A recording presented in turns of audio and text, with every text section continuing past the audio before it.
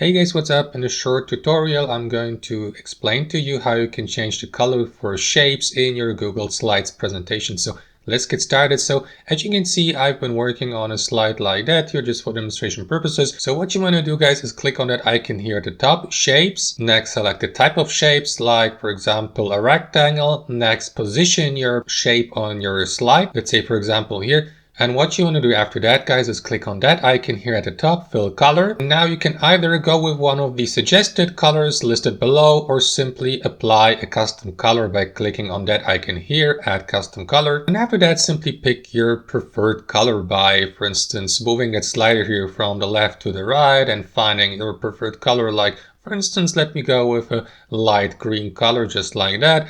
And what you want to do also, guys, is, for instance, use that icon here and apply a color, a custom color for, let's copy that color here. So click on it, and there you go, that yellow color has been applied. So click on OK here to apply it. And that's basically it, guys. Thanks for watching and have a wonderful day.